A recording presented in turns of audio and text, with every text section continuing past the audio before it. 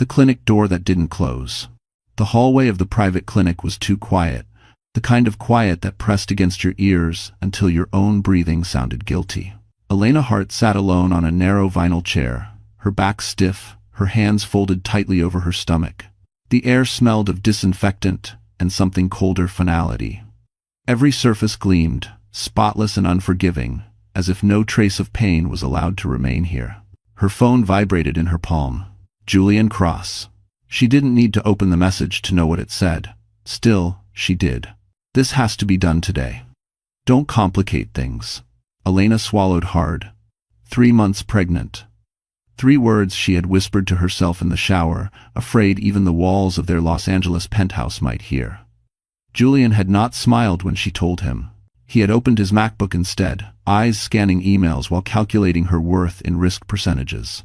A nurse passed by, offering a polite smile that didn't reach her eyes. Somewhere behind the frosted glass door at the end of the hall, machines were prepared. Paperwork was ready. A decision had already been made, just not by Elena. Her phone buzzed again. The board can't afford a scandal. You understand that. She looked down at her reflection in the dark screen, pale, smaller than she remembered being. She used to argue cases, used to believe words mattered. Now every sentence felt like a trap. Footsteps echoed. Polished shoes. Confident stride. Julian appeared, immaculate in a tailored charcoal suit, Bluetooth still clipped to his ear. He didn't look at her at first. He finished his call calmly, voice low and controlled. Yes, I'll be there right after. This situation is handled. Handled. He finally turned to Elena, his gaze flicking briefly to her stomach before sliding away. We don't have much time, he said. I moved meetings for this. For this. Not for her. Elena stood slowly. The room tilted for a moment, but she steadied herself against the wall. I asked you for 1 day, she said quietly. Just one. Julian exhaled, already annoyed. This isn't about feelings. This is about the company's future. And what about mine? She asked. Silence. He didn't answer because the answer didn't matter. The nurse returned, clipboard in hand. Mrs. Cross, she said gently, the doctor is ready. Elena took a step forward, then another. Each one felt heavier than the last. She stopped just inches from the door. Something inside her cracked, not loudly, not heroically. It was small and sharp, like glass shifting under pressure. She turned back to Julian. If I walk through that door, she said, voice steady despite the tremor in her hands, you don't get to call yourself my husband anymore. Julian's jaw tightened. You're being emotional. The nurse shifted uncomfortably. Elena looked at the door. White. Silent. Waiting. Then she looked at her phone again. A medical intake question blinked on the screen, unanswered. Are you here of your own free will? Her fingers shook as she typed a single word. No. And for the first time that day, the clinic door did not close. The ride home was silent, the kind of silence that pressed harder than shouting. Julian drove with one hand on the steering wheel, the other tapping against his phone as notifications kept lighting up the screen. Elena sat in the passenger seat, staring straight ahead, watching the Los Angeles skyline slide past the window like a life she was already being erased from. Neither of them mentioned the clinic. When they reached the penthouse, Julian loosened his tie and walked straight toward the kitchen island, opening his MacBook as if it were an extension of his body. The familiar glow of spreadsheets and emails filled the room. Numbers. Deadlines. Futures that did not include her. Elena, he said without looking up. We need to be aligned. She stayed standing near the door, one hand resting unconsciously on her stomach. Aligned with what? She asked. With pretending this never happened? Julian sighed, the sound sharp with impatience. With reality. CrossGen is going public in 6 months. Every investor is watching our lives now, not just our financials. A pregnancy complicates things. She stared at him, unsure she had heard correctly. Complicates things, she repeated. Yes. He finally looked up. You're young. We can have children later. When it makes sense. When it makes sense to who? Elena asked. Julian stood and walked toward her, his voice lowering into the tone he used in boardrooms when he wanted compliance, not discussion. This company employs thousands of people. One mistake can cost all of them their jobs. I won't let something emotional destroy what I've built. Something emotional. Elena felt the words settle into her bones. She remembered the way he had proposed, kneeling on a balcony overlooking the city, promising she would never be alone again. She had believed him. She had believed marriage meant protection. "What if I say no?" she asked quietly. Julian's expression changed. Not anger, calculation. "Then you put me in an impossible position." "And you're putting me in one now," she said. He turned away, pacing. "This is not a punishment, it's a decision. A necessary one." Her chest tightened. "You're talking about our child like it's a faulty product." He stopped pacing. "I'm talking about risk," he said flatly. "And risk has to be eliminated." That was the moment Elena understood. She was not Julian's partner. She was an extension of his brand, a variable to be managed. She took a shaky breath. "I thought you loved me." Julian looked almost confused. "I do," he said. "But love doesn't mean sacrificing everything." End quote. The irony struck her so hard she almost laughed. That night, Elena lay awake while Julian slept beside her, his phone buzzing occasionally with messages from executives and advisors. She stared at the ceiling, replaying every conversation, every warning sign she had ignored. The isolation, the subtle control. The way her life had slowly shrunk around his. By morning, she knew one thing with painful clarity. This marriage was no longer a partnership. It was a liability. The documents arrived 2 days later, delivered by a man in a navy suit who did not introduce himself. He handed Elena a slim leather folder, as if it contained nothing more serious than restaurant menus. Julian stood beside him, composed, distant, already halfway out of the marriage. "Just formalities," Julian said. "We'll get through this quickly." Elena sat at the dining table where she had once planned dinner parties, vacations, a future. The papers were clean, perfectly aligned. Divorce agreement. Non-disclosure clause. Settlement summary. Each page reduced her life to bullet points and signatures. She scanned the numbers first. The amount looked generous to anyone who didn't understand what it cost. No spousal support beyond 12 months. No admission of wrongdoing. Absolute confidentiality. A clause that forbade her from speaking about the pregnancy, the clinic, or Julian's role in any of it, ever. "You expect me to disappear," she said quietly. Julian's lawyer smiled politely. "We expect privacy." Julian added, "This protects both of us." Elena looked up at him. "From what?" "From noise," he replied. "From speculation. From the truth." She turned another page. Her hands began to shake when she reached the final section. Consequences of breach. Financial penalties. Legal action. Career restrictions. If she spoke, she would lose everything she didn't already have. "I need time," she said. Julian's expression hardened. "You don't have it." The lawyer slid a phone across the table. On the screen was a photo of a modest care facility. Elena's father's name sat neatly under the image. Julian didn't look at her as he spoke. The board reviewed expense reductions. Long-term care plans are flexible. Her breath caught. "You wouldn't." "I already did," he said calmly. "Sign today, and nothing changes." The room felt suddenly smaller. Her body remembered the clinic, the pressure, the quiet threat disguised as choice. She realized this was the same door, just a different hallway. She picked up the pen. It felt heavier than it should have. "Once you sign," Julian said, "we can both move on." Elena wanted to scream. Instead, she thought of her father, his fragile hands. The way he still asked about Julian, proud of the son-in-law who was destroying her. She signed. Each letter of her name felt like a small funeral. When it was done, the lawyer collected the papers efficiently, already disengaging. Julian didn't touch her. He didn't apologize. He simply straightened his jacket.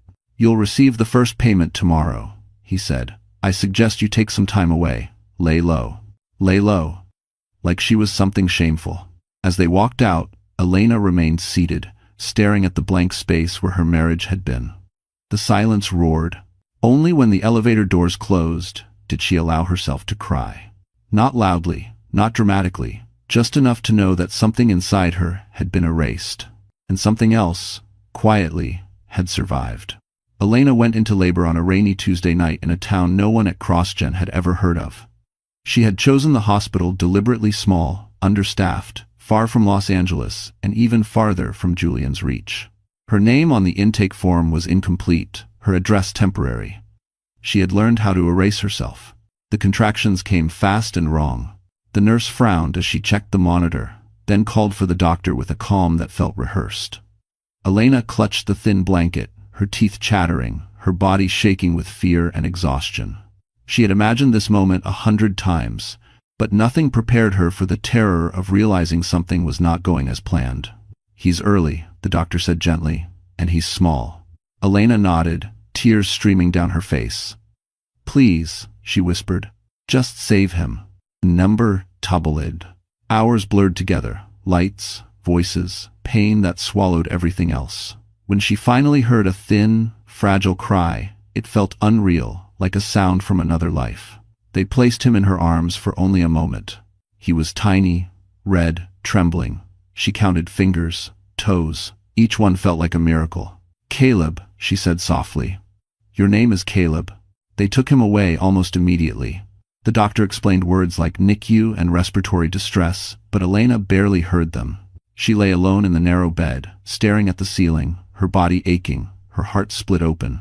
For 2 days, she was allowed to see him only through glass. Tubes and wires surrounded his small body, machines breathing for him. Elena pressed her palm against the incubator, whispering stories, apologies, promises. She told him about the ocean, about mornings with sunlight, about a life where no one would ever make decisions for his body without his consent. On the 3rd night, when the ward was quiet, she broke. She slid down the wall outside the NICU and sobbed until her chest hurt. She thought of Julian, of the clinic, of the word handled. She wondered if this was the price of defiance, if she had doomed her child by choosing him. A nurse sat beside her without speaking. After a while, she handed Elena a cup of water and said softly, "He's a fighter." Elena nodded, wiping her face. "He shouldn't even be here," she whispered. The nurse shook her head. "Maybe he's exactly where he needs to be." Weeks passed. Caleb grew stronger, ounce by ounce. Elena slept in a chair, showered when she remembered, lived on coffee and hope. No one came looking for her, no lawyers, no threats. Just the quiet terror of loving something you could still lose. The day she finally carried Caleb out of the hospital, wrapped in borrowed clothes, she felt lighter and heavier at the same time. She had no home, no plan, no protection. But she had her son. And for the first time since the clinic, Elena understood something with aching clarity. He wasn't supposed to exist, which meant his life was already an act of defiance. Elena learned to live quietly because noise had once nearly destroyed her. The first rule was simple: don't exist where anyone might be looking. She moved twice in the first year after leaving the hospital, never staying long enough for neighbors to learn her full name. Her phone number changed. Her email address changed. Social media disappeared completely, like a life she had dreamed but never lived. She and Caleb settled into a small apartment above a closed-down bakery in a town that barely made maps. The paint peeled, the heater rattled in winter, but the rent was cheap, paid in cash, and no one asked questions. Elena slept on a fold-out couch, while Caleb took the bedroom, his crib pressed close to the wall as if distance itself might steal him away.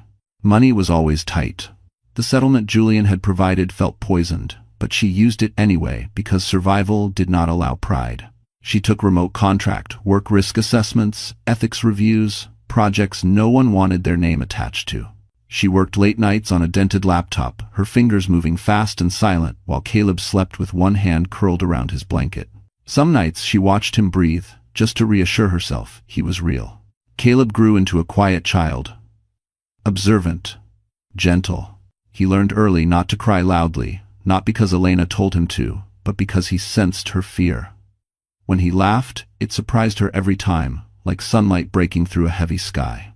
Those moments were rare and precious. Elena avoided doctors unless absolutely necessary. She paid cash. She memorized fake addresses. Every form felt like a threat. She lived with the constant hum of anxiety, the certainty that if Julian ever learned the truth, he would come with lawyers instead of apologies. At night, when the world was still, she replayed the clinic in her mind, the question on the screen, the words she had typed. No. It became her anchor. Whenever fear threatened to swallow her, she whispered it like a prayer. Years passed that way. 8 of them. Caleb started school.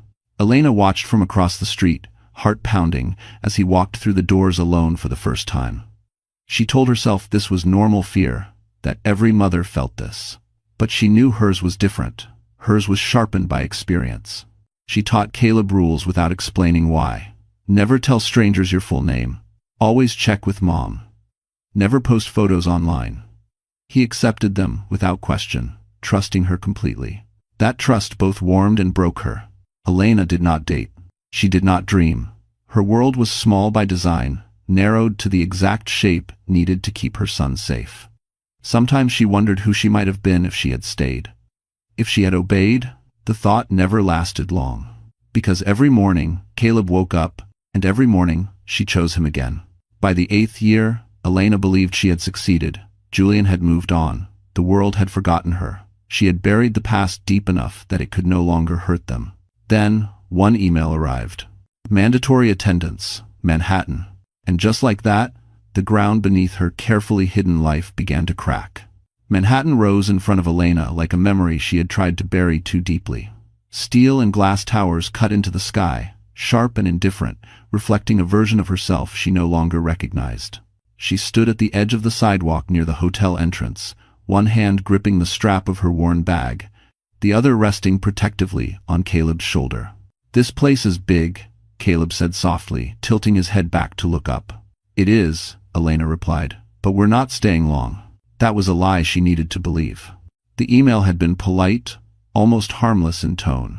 Mandatory attendance, one-day engagement, high-level ethics consultation. She had nearly declined. 8 years of hiding had trained her to run first and think later. But the contract was already signed, the payment too large to ignore, the client too powerful to offend. CrossGen Pharmaceuticals. She told herself she wouldn't see him. CEOs didn't attend these sessions anymore. They sent deputies, committees, lawyers. She was wrong. Inside the lobby, everything smelled like money and restraint. Marble floors, low voices. Men in tailored suits moving with quiet confidence. Elena checked in quickly, keeping her head down. Caleb stayed close, sensing her tension without understanding it. They were waiting near the elevators when the air changed. The sound came first. A familiar voice, calm and controlled, cutting through the murmur of conversation. "Elena?" Her body reacted before her mind did. A sharp intake of breath, a tightening in her chest. She turned slowly. Julian Cross stood a few feet away, exactly as she remembered him, taller than most, immaculate. Time had barely touched him. His eyes moved over her face, registering surprise, calculation, disbelief. Then they dropped.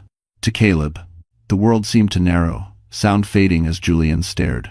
Not casually, not politely. He looked the way people do when they see something that doesn't fit their version of reality. Caleb shifted, uncomfortable. "Mom?" Elena stepped in front of him instinctively, her heart hammering. "You're mistaken," she said evenly. "We don't know each other." "Basistrust, in a Vaster." Julian didn't answer. His gaze remained fixed, sharp and searching. He took one slow step closer. "How old is he?" Julian asked. The question landed like a blow. Not who is he, not is he yours, how old. Elena felt anger rise, hot and dangerous. "That's none of your business." Julian's jaw tightened. He glanced at Caleb again, then back at her. He looks like a child," Elena snapped. "Stop." People were beginning to notice. Curious glances, pauses in conversation. Julian straightened, composure snapping back into place like armor. "We need to talk," he said quietly, privately. "No," Elena replied just as quietly. The elevator doors opened behind them. A group stepped out, breaking the tension. Caleb tugged at her coat. "Mom, can we go?" "Yes," she said immediately. As they walked away, Elena felt Julian's eyes on her back. She didn't turn around. She didn't slow down. Not until they reached the corner and the city swallowed them whole. Her hands were shaking when she finally stopped. She had built 8 years of silence, of careful invisibility. And in one moment, Manhattan had seen her. So had he. Elena didn't sleep that night. Manhattan pulsed outside the hotel window, headlights streaking like nervous thoughts she couldn't slow down. Caleb slept curled beside her, one arm thrown over his pillow, breathing soft and steady. She watched him the way she used to when he was a newborn, counting breaths, reassuring herself that he was still here. Julian's face kept intruding, not the husband she once knew, but the man in the lobby, alert, predatory, afraid. By morning, her phone was already buzzing. Unknown number. She ignored it. Then another call came. And another. When she finally answered, she didn't speak. "Elena," Julian said. His voice was calm, but she recognized the tension beneath it. "I know it's you. And Wells." "You're mistaken," she replied flatly. There was a pause. "I saw him." Her grip tightened on the phone. "You saw a child." "I saw a boy who looks exactly like me did at that age," Julian said. "And I want an explanation." Elena laughed once, sharp and humorless. "You don't get one." "Don't do this," he said. "We can handle this discreetly." Handle. Always that word. Caleb stirred, blinking awake. "Mom?" She muted the call instantly and sat beside him. "Hey," she whispered, smoothing his hair. "Did I wake you?" He shook his head. "You look scared." Her throat tightened. She forced a smile. "I'm just tired." After she walked Caleb to school, Elena sat alone on a bench, the city roaring around her. She unmuted the phone. "I didn't come here to threaten you," Julian said quickly, sensing her distance. "I just need to know." "You knew," she replied. "You chose not to." "That's not fair," he snapped. "You disappeared." "Ass." "I survived," she said. "There's a difference." Julian exhaled. "If that boy is mine?" "He's not yours," Elena cut in. "He's my son." "That's not how the law works." The words landed exactly where he intended. Fear flared, bright and hot. "You're not taking him from me," she said, her voice shaking now. "You don't get to rewrite history." "I'm not trying to hurt anyone," Julian insisted. "But if this gets out, it affects more than just us." "There it is," Elena said softly. "You're still protecting the company." Silence stretched between them. Finally, Julian spoke, quieter now. "How old is he?" Elena closed her eyes. This was the question she had known would come. The one that would change everything. 8, she said. Julian's breath caught. She heard it, a crack in the armor. 8, he repeated. "So that means—" "It means nothing," she said, "because you made your choice." By the time she hung up, her hands were shaking again. She knew what came next. Lawyers, DNA tests, courtrooms dressed up as concern. Julian Cross had just realized something he believed impossible. The child he had erased still existed. And this time, she wasn't disappearing. The envelope arrived the next morning, slipped under Elena's hotel door like a quiet threat. Thick paper. A Manhattan law firm, her name typed with careful precision. She didn't need to open it to know who it was from. Julian never rushed. He moved with the confidence of someone who believed the law existed to protect him. Elena waited until Caleb was at school before tearing it open. Request for paternity confirmation. Intent to establish parental rights. Temporary custody considerations pending results. Her hands went cold. She sat on the edge of the bed, reading the pages again and again, each sentence tightening the invisible net around her chest. Julian hadn't asked to see Caleb. He hadn't asked how he was doing. He had gone straight for leverage. For control. This wasn't about a child. It was about ownership. Her phone rang almost immediately after. Julian's number this time. No hiding. "You didn't waste any time," Elena said when she answered. "I didn't want this to get ugly," Julian replied calmly. "But we need clarity." "You mean power," she shot back. He sighed, as if disappointed in her. "If the boy is mine, I have rights. That's not a threat. That's reality. I'm Stenet." "Elena?" A small voice called from the hallway. She muted the phone instantly. Caleb stood there, backpack slung over one shoulder, eyes searching her face. "Is something wrong?" She forced a smile that hurt her cheeks. "No. I just forgot something. Go wash your hands, okay?" He nodded and disappeared into the bathroom. Elena unmuted the call. "You will not speak to my son," she said, her voice low and shaking. "Not like this." "I'm not trying to take him away," Julian said. "I just want to be involved." The lie was almost impressive. 8 years, Elena whispered. "You didn't want to be involved then." "I didn't know," he snapped. "You chose not to," she corrected. There was a pause. When Julian spoke again, his tone had shifted, softer, calculated. This doesn't have to be a fight. We can handle this privately. I can make sure he has the best schools. Security, a future. He already has a future, Elena said. One that doesn't belong to you. In Windforest. That's not your decision alone anymore. Fear surged through her, sharp and suffocating. Images flashed through her mind, courtrooms, suits, strangers deciding what was best for her child. She had lived underground for 8 years to avoid this moment. I'll see you in court, Julian said quietly, unless you reconsider. The line went dead. Elena sat there long after the call ended, listening to the sound of water running in the bathroom. She pressed her palms against her eyes, breathing through the panic. She had known this day would come. She just hadn't known how fast. When Caleb stepped back into the room, she pulled him into her arms, holding him tighter than usual. "Mom, you're shaking," he said. She kissed the top of his head. "I'm okay," she lied. But deep down, Elena understood something with terrifying clarity. Julian Cross wasn't asking for answers anymore. He was setting a trap. Elena hadn't planned to call Dr. Amelia Ross. For 8 years, that name had lived in a locked corner of her mind, tied to fear and unfinished business. The doctor had been kind, yes, but kindness was dangerous. It left trails, and Elena had survived by leaving none. But the custody papers changed everything. She waited until Caleb was asleep, his small chest rising and falling in the dim light of the hotel room. Then she stepped into the bathroom, locked the door, and dialed the number she had kept written on a scrap of paper, folded and refolded until the ink had nearly faded. It rang twice. "This is Dr. Ross," a woman's voice answered, calm and professional. Elena closed her eyes. "You may not remember me," she said softly. 8 years ago. A clinic in Los Angeles. There was a pause, a long one. "I remember," Dr. Ross said. Her voice had changed. "I've wondered if you were safe." Cation.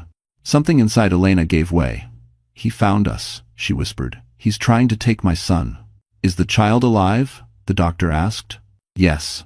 Another silence, then a sharp intake of breath. "Thank God." They met the next afternoon in a small cafe far from Midtown. Dr. Ross looked older, lines etched around her eyes, but her posture was still steady. She listened without interrupting, as Elena explained everything: the lobby encounter, the custody threat, the letters. When Elena finished, her hands were shaking. "I shouldn't ask you this," Elena said. "I know what it could cost you." Dr. Ross stirred her coffee slowly. 8 years ago," she said, "I delayed a procedure because I suspected coercion. Your husband, ex-husband, kept insisting you had consented. You wouldn't look at me. That's when I knew." Elena swallowed. "You saved us." "I followed protocol," the doctor replied. "And then I was warned not to document certain concerns too clearly." After. Elena's heart pounded. "But you did." Dr. Ross met her gaze. "I kept my notes." The words landed like an earthquake. "You kept them?" "I did," she said, "because sometimes the system fails, and all we have left is our conscience." Elena's breath came out in a shaky sob. For years, she had believed no one would ever say the words out loud. That what happened to her would always be framed as choice. Dr. Ross reached into her bag and slid a slim folder across the table. "I can't give you copies yet," she said, "but I can testify, under oath, that there were signs of coercion, that you were not acting freely." Fear flared again. "He'll destroy you." "He'll try," Dr. Ross said calmly, "but I'm not afraid of him anymore." Elena nodded, tears streaming down her face. "Why?" "Because I watched you walk out that day," the doctor replied, "and I promised myself that if he ever came back to finish what he started, I wouldn't stay silent." Dumb. As Elena left the cafe, the city felt different. The buildings were still tall, the threat was still real. But for the first time, since Julian sent those papers, she felt something else rising beneath the fear. Hope. Julian Cross had assumed the past was buried. He was wrong. The article went live at 7:12 a.m. Elena saw it first on a muted television in the hotel gym, the headline crawling across the screen beneath a smiling anchor. Sources. Question. Stability of former CEO's ex-wife amid custody dispute. No names, no photos, just enough insinuation to poison the air. She froze mid-step, her reflection staring back at her from the dark glass. There it was, the familiar pattern. Anonymous sources, Carefully chosen language, concern masquerading as care. She didn't need to ask who was behind it. Vanessa Crowe never moved loudly. She moved cleanly. By the time Elena reached her phone, there were messages waiting. One from the school administrator asking for clarification. One from an unknown number that read, "You should reconsider cooperation. This can get worse." And one email, forwarded without comment, containing a media brief stamped confidential. Elena sat on the edge of a bench and forced herself to breathe. This was not panic. This was strategy. Across town, Vanessa stood in a glass-walled office overlooking Fifth Avenue, scrolling through the early metrics with satisfaction.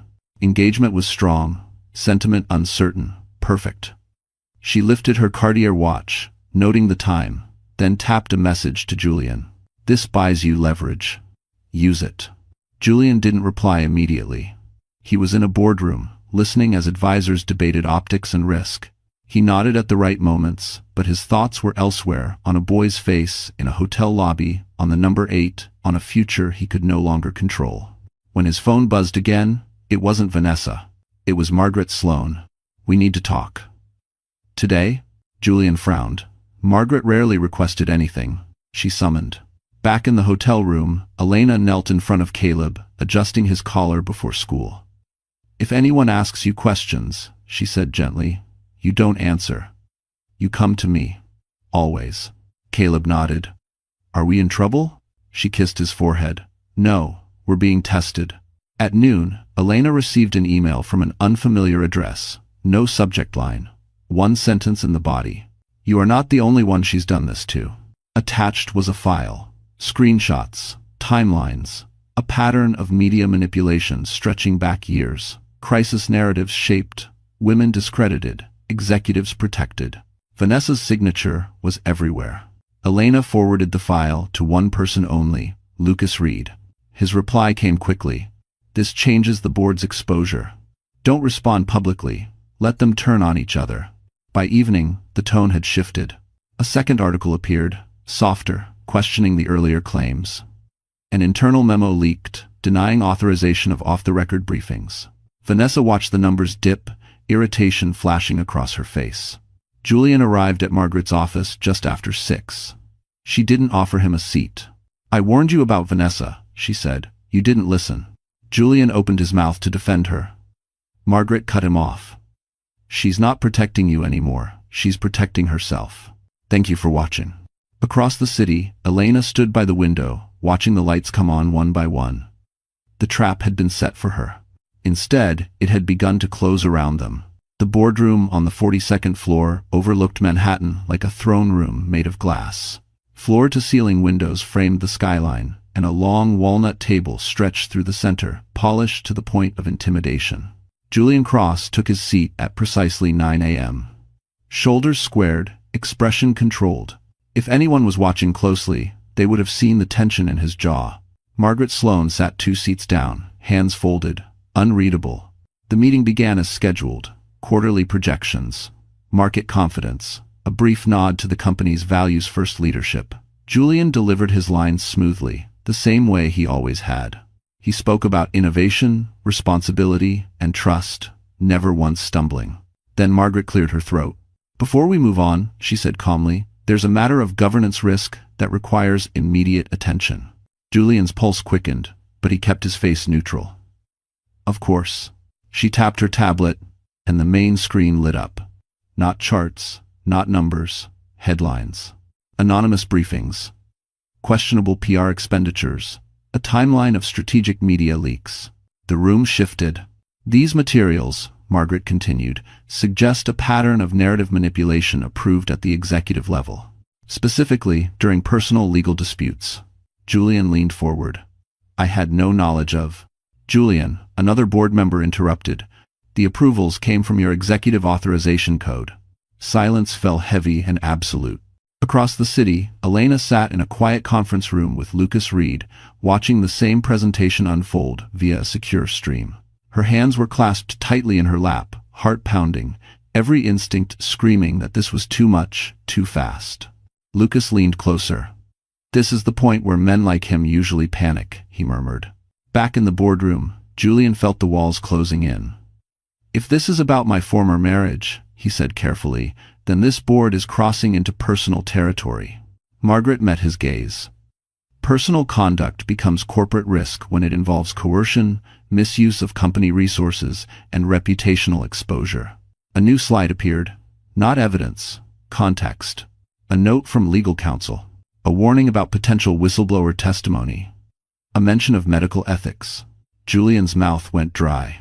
"You're not accusing me of anything," he said, his voice sharper now. "There's no formal complaint." "Not yet," Margaret replied, "but there will be. And when it happens, the question won't be whether you're legally liable." She paused, letting the words settle. "It will be whether this company can survive you." The board members exchanged glances. The shift was subtle but unmistakable. This was no longer about loyalty. It was about containment. Julian looked around the table, searching for support. He found none. For the first time in his career, his authority meant nothing.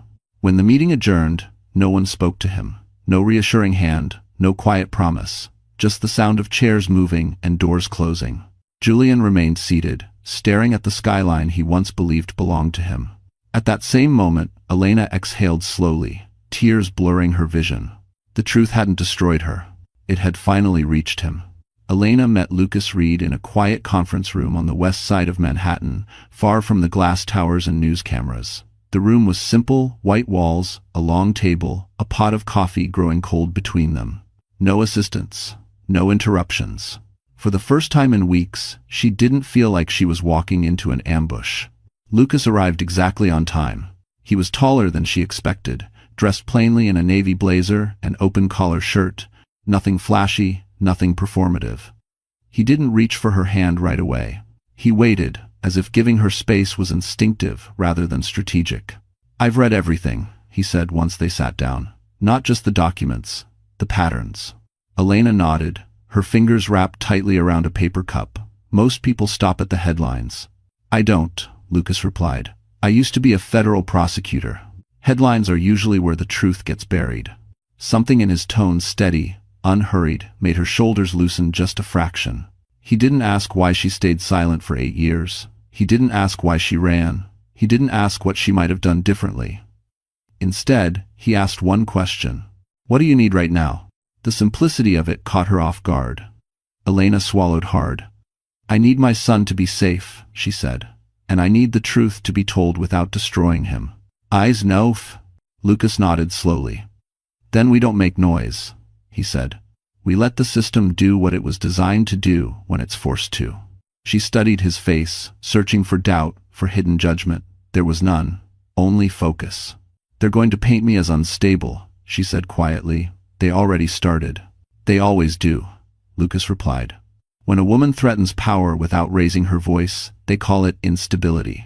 Elena felt something shift inside her at that.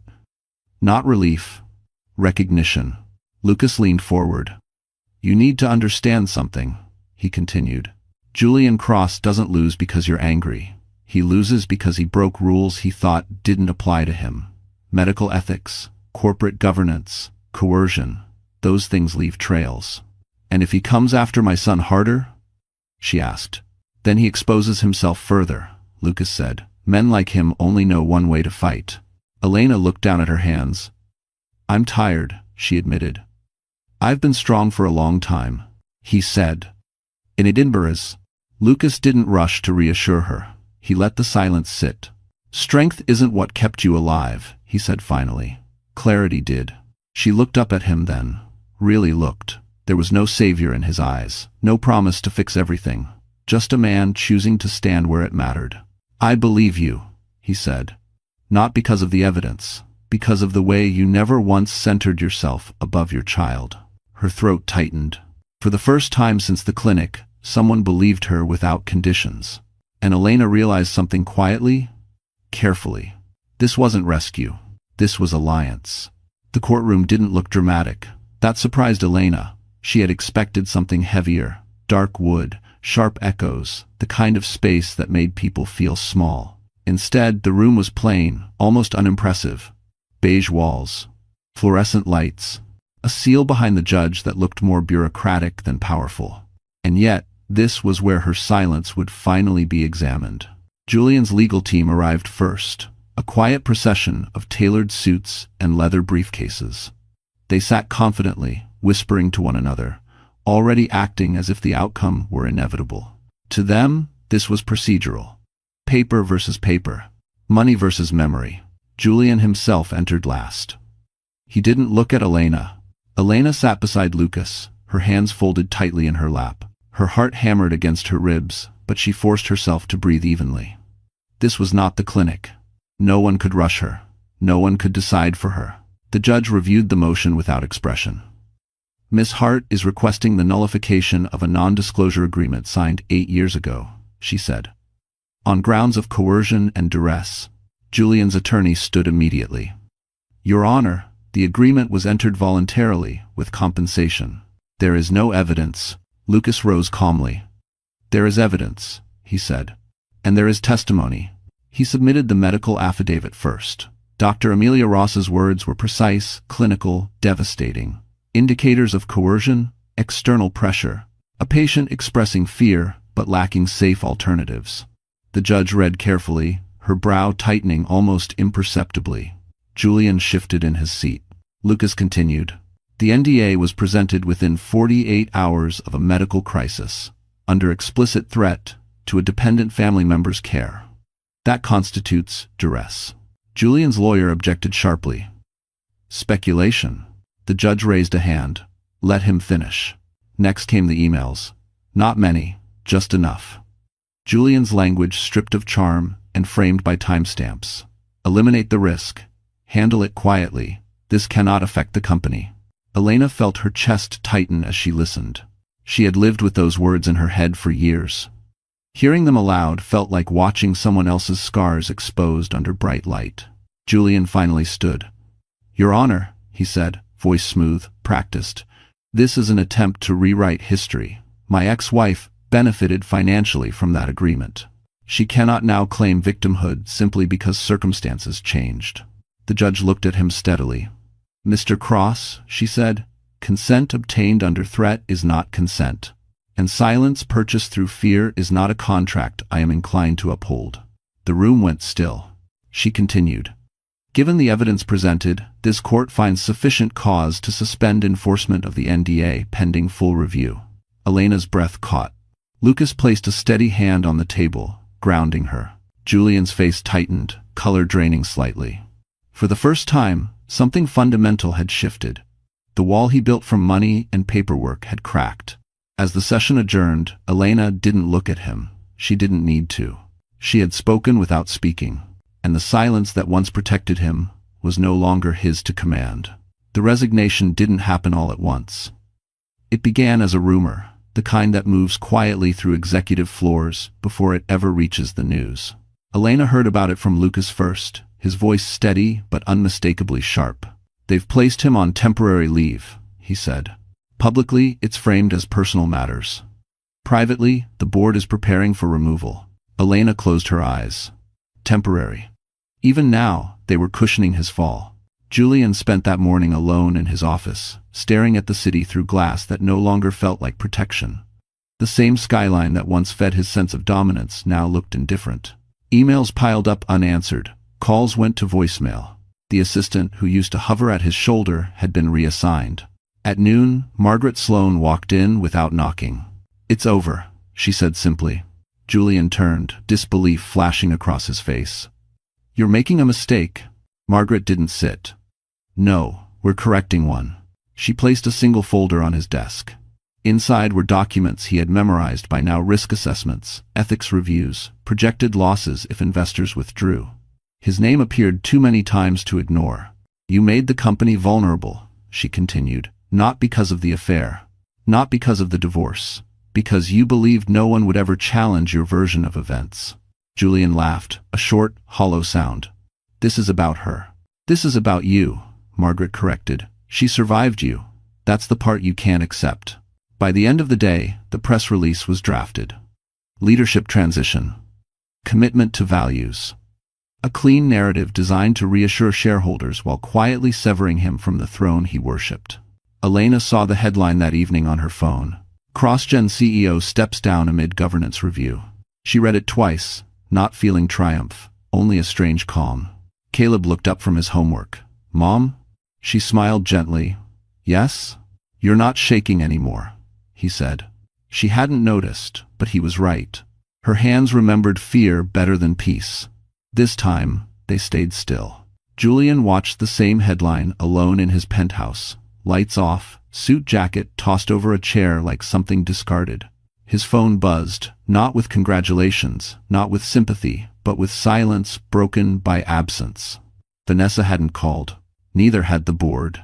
He poured a drink he didn't want and sat heavily on the couch, staring at the screen. Everything he had protected, himself with money, power, silence, had failed him at once. For the first time, he understood what Elena had lost. And for the first time, it was irreversible. Across the city, Elena tucked Caleb into bed, brushing his hair back the way she always did. Outside, Manhattan continued to glow, uncaring and immense. Julian Cross had lost the one thing he believed made him untouchable. And Elena had gained something far more powerful, her life back. Vanessa Crowe had always believed she understood timing better than anyone else in the room.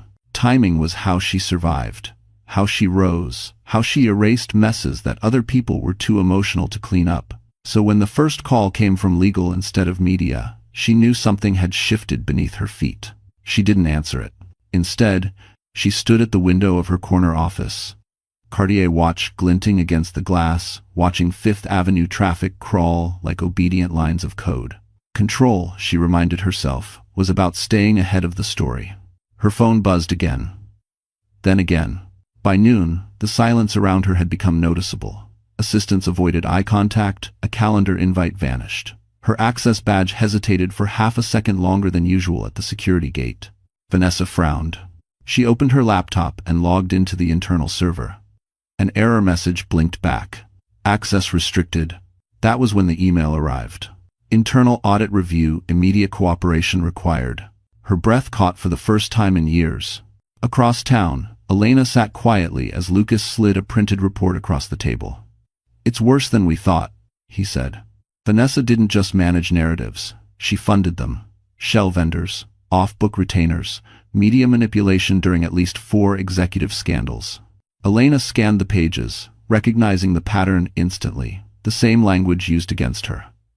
The same doubt planted carefully, professionally. "She destroyed other women," Elena said softly. Lucas nodded.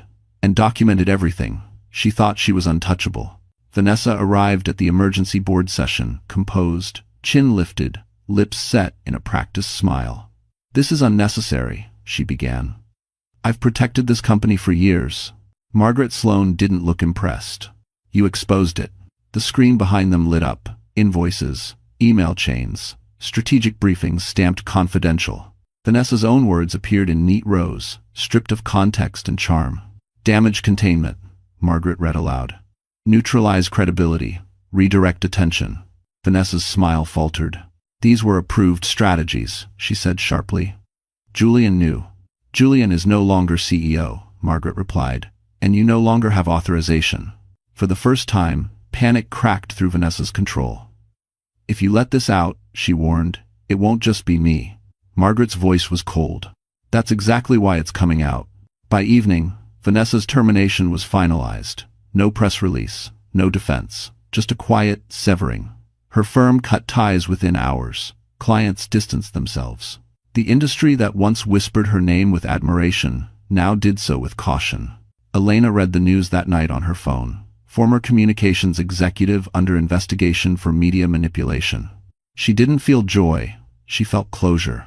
Vanessa had built her career on breaking women quietly, efficiently. Now the system she manipulated had turned on her. And for the first time, Elena saw what real accountability looked like. It wasn't loud. It was permanent. The visitation center was quieter than Elena expected. No raised voices, no tension in the air. Just neutral colors, soft chairs bolted to the floor, and a woman at the front desk who spoke in a calm, rehearsed tone. This place wasn't designed for reconciliation. It was designed for boundaries. Caleb sat beside Elena, his feet swinging slightly above the floor. He clutched his backpack straps the way he always did when he was nervous. Do I have to go? He asked. Elena crouched in front of him, meeting his eyes. You don't have to do anything you don't want to, she said gently. This is your choice. He thought about it for a moment. I just want to see him, he said. I don't want to stay long. That's okay, she replied. I'll be right here. And chairs. Across the room, Julian waited. He looked smaller somehow. No assistants, no suit. Just a man in a plain jacket, standing with his hands clasped like he wasn't sure what to do with them. When Caleb walked over, Julian knelt instinctively, then stopped himself, glancing toward the supervisor before lowering his hands. Hi, Julian said softly. Caleb nodded. Hi. They sat across from each other at a small table. Julian didn't reach out. He didn't ask questions. He just really looked at the boy in front of him, the boy he had once dismissed as a risk. I'm Julian, he said finally. I know, Caleb replied. That simple answer cut deeper than any accusation. Elena watched from her seat, heart pounding. This was the moment people expected her to fear, the moment Julian might charm, manipulate, reclaim. Instead, she felt something else. Clarity. Julian wasn't in control here. After 15 minutes, Caleb stood and walked back to her. I'm done, he said. Elena nodded immediately. No hesitation, no guilt. She stood and thanked the supervisor, her hand steady. Julian stepped closer. Elena, he said quietly, I know I don't deserve. She raised a hand, stopping him. This isn't about what you deserve. He looked at her, confused. It's about what he needs, she continued.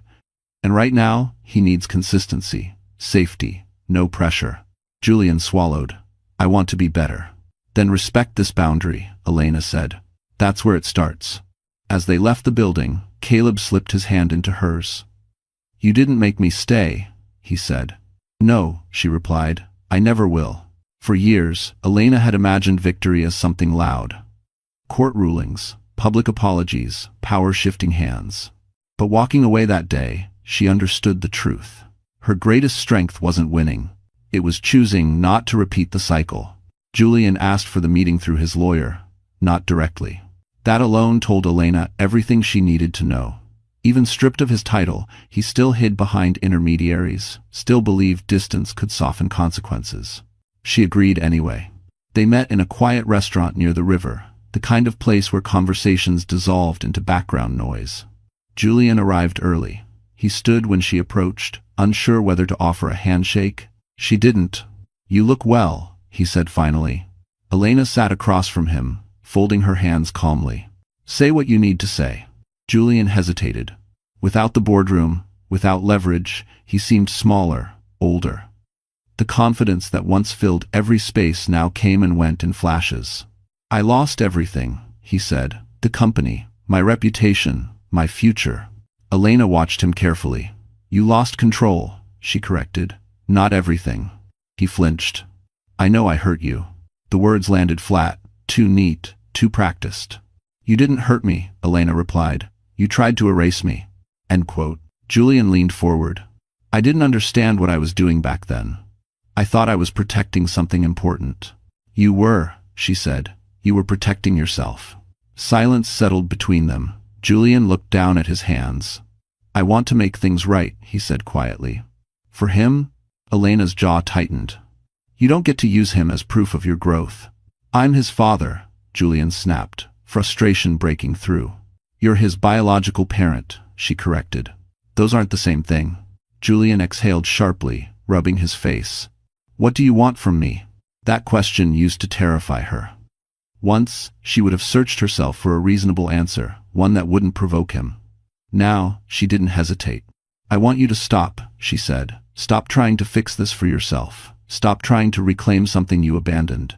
I'm asking for a chance, he said. No, Elena replied calmly. You're asking for absolution. His eyes darkened.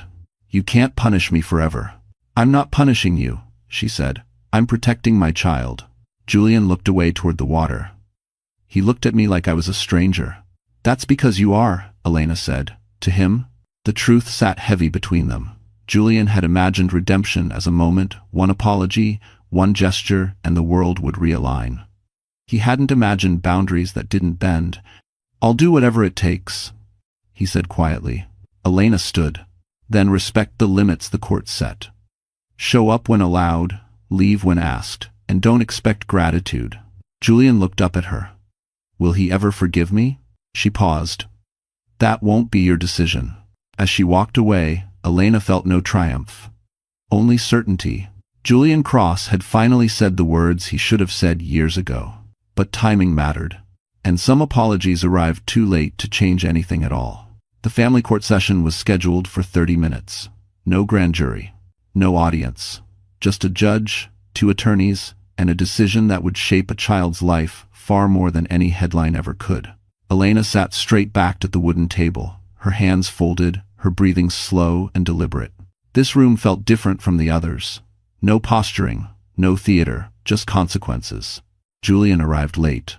He took his seat without looking at her, his jaw set, his posture rigid. The man who once commanded rooms now waited like everyone else. The judge reviewed the file in silence. Pages turned, notes were made. The sound was small, but to Elena it felt thunderous. 8 years of fear. Months of legal maneuvering. All of it distilled into a few inches of paper. Mr. Cross, the judge said finally, looking up, you are requesting expanded custodial rights. Julian stood. Yes, Your Honor. I believe it's in my son's best interest to know his father. The judge nodded once, then turned to Elena. Miss Hart? Elena rose. Her voice was steady, though her heart raced. My son deserves stability, she said. He has had that. I'm not denying contact.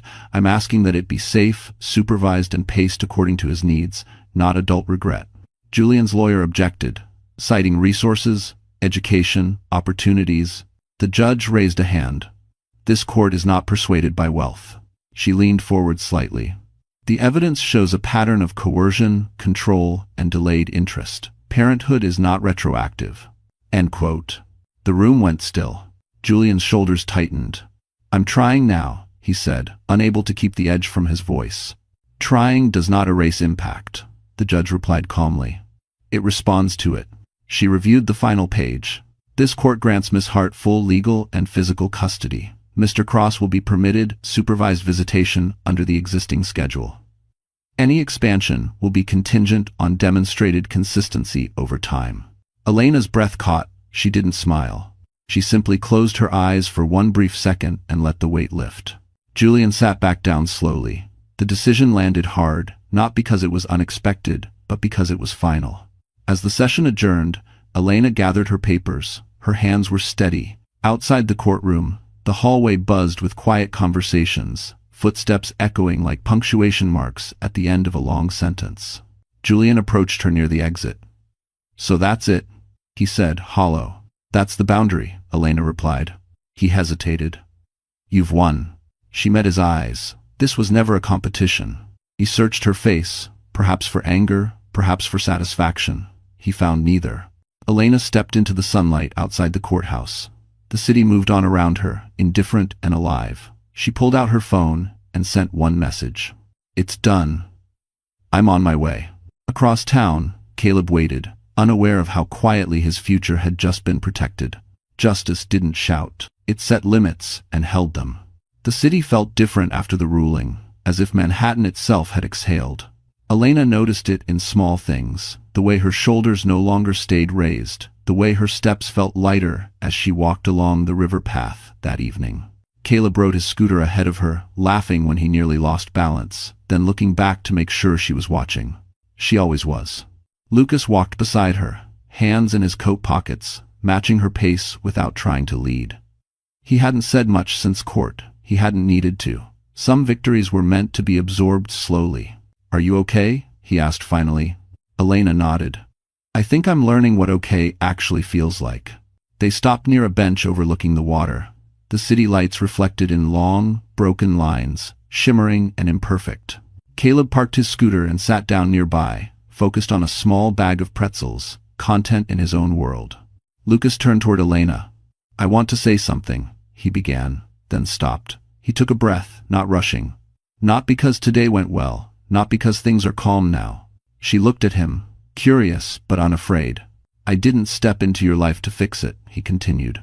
I stayed because I respect the way you protected your son without turning yourself into someone else. In Rus. Elena felt her throat tighten. She had spent years being told she was too much, too quiet, too difficult. Hearing respect instead of judgment felt unfamiliar and precious.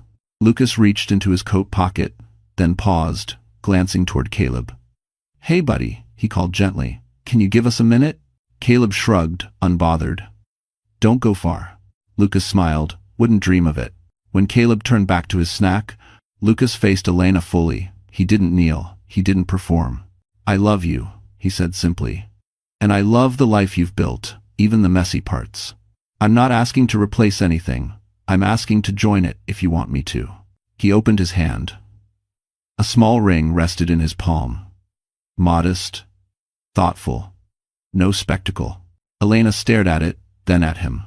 For a moment, old instincts stirred the urge to scan for danger, for conditions hidden between words. But there were none. "What if I'm still healing?" she asked softly. "Then we heal," Lucas replied. "Together. At your pace." Tears filled her eyes, but this time they didn't hurt. She nodded. "Yes," she said. "I want that." Lucas let out a breath he'd clearly been holding, his smile breaking free at last. He slipped the ring onto her finger, hands steady. Caleb looked up, sensing the shift. "What happened?" Elena laughed through her tears and held up her hand. "I said yes." Caleb grinned. "Does that mean he's staying?" Lucas crouched beside him. "Only if you're okay with that." "Esma." Caleb considered it seriously, then nodded. "Yeah, you're nice." As the three of them sat together by the water, Elena felt something settle into place. Not rescue. Not revenge. A future she chose freely, fully, at last. The wedding was small by design. No ballroom, no press, no speeches about resilience or survival. Just a quiet ceremony on a clear autumn afternoon, held in a garden overlooking the river where the city softened into trees and light. Elena stood beneath a simple arch of white flowers, her hands steady, her heart full in a way she once believed was impossible. She wore a plain ivory dress, nothing dramatic, nothing meant to impress. Lucas stood across from her, eyes warm, grounded, present.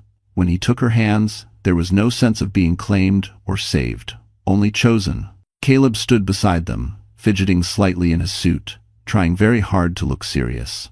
When the officiant asked if anyone objected, he glanced up at Elena, then at Lucas, and smiled to himself, satisfied. Afterward, there was laughter. Coffee instead of champagne, children running barefoot across the grass. Elena watched Lucas kneel to help Caleb tie his shoe, patient and attentive, and felt something settle deep in her chest. This was what safety looked like. Julian did not attend. He sent no message, no apology, and Elena was grateful. His absence felt complete, final, exactly where it belonged. Weeks later, life returned to its quiet rhythms. School drop-offs, dinners cooked together, work done at the kitchen table while Caleb did homework nearby. Elena started volunteering with a local nonprofit that supported women navigating medical coercion. Not as a spokesperson, not as a headline, but as someone who listened. One evening, an Amazon box sat on the doorstep when they returned home. Caleb ran ahead and dragged it inside. "What's this?" Elena smiled. "Something new." Inside were books. A children's book about emotions for Caleb, a journal for herself, and one novel she'd once been too afraid to read because it reminded her of the woman she used to be. Later that night, after Caleb was asleep, Elena sat by the window with Lucas, city lights glowing softly beyond the glass. "Do you ever think about him?" Lucas asked gently. Elena considered the question. She thought of Julian, not with anger, not even sadness, but distance. "Not the way I used to," she said. "He's part of a chapter that's closed." Lucas nodded. "You didn't destroy him." "No," she replied. "He did that himself." What Elena had learned was simple and profound. Power taken always demanded repayment. Silence bought through fear always expired. And control, no matter how carefully dressed, eventually revealed its cost. She hadn't won by becoming louder or richer or colder. She had won by choosing differently, by keeping her son safe, by telling the truth when it mattered, by allowing love to enter without surrendering herself. As Elena turned off the light and joined her family, she felt no need to look back. The past had taken enough. What remained was hers. And so, the story closes here. But if you're still with us right now, if you've stayed until this very moment, then something in this story has touched your heart in a quiet way. Maybe you didn't just watch Elena's journey, maybe you felt parts of your own life reflected in it. What this story reminds us is simple, but not easy. Real power is not control, revenge, or winning loudly. Real power is choosing yourself when fear tells you to disappear. As the Stoic philosopher Marcus Aurelius once wrote, "You have power over your mind, not outside events." Realize this, and you will find strength. Elena didn't heal by destroying others.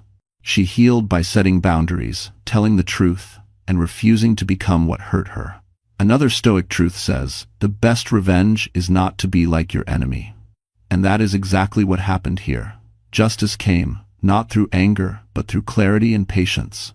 Love came, not as rescue, but as partnership. If you're listening and you're going through something painful, remember this. Your silence is not your destiny, and your past does not get to decide your future. Healing is slow, but it is real. If this story spoke to you, please take a moment to like the video, share it with someone who might need it, and subscribe to the channel. Your support helps us keep telling stories that heal, not just entertain.